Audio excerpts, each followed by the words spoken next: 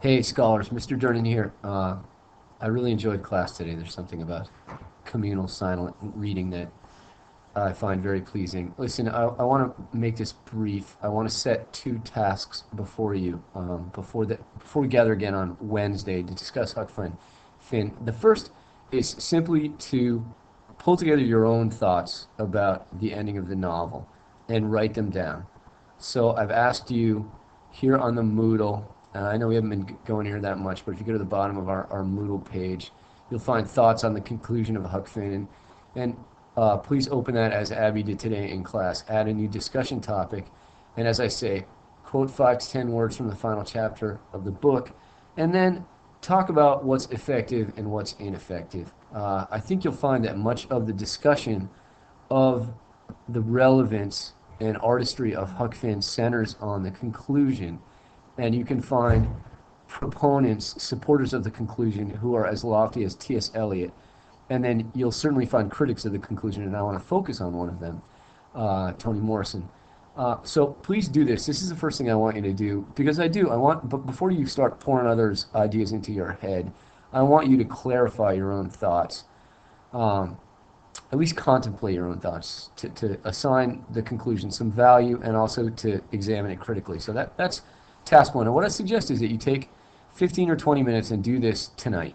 Abby's model is a really good one, so you can open this up. I think the way this thing is set up, it's a discussion, so you can see other people's items. So bear that in mind as you write, and please do be scholarly and appropriate.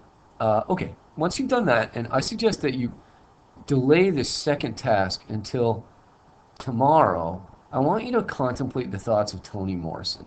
Okay, you can find them here. I've created a PDF of an introduction that she wrote to an Oxford edition of Huck Finn. Morrison's made Huck Finn a kind of center of some of her literary thinking, and you can see this is what I've PDF'd is from Mr. Lynn's book.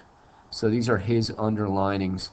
And this is an 8-page article, and I want you to read it before we get together on Wednesday.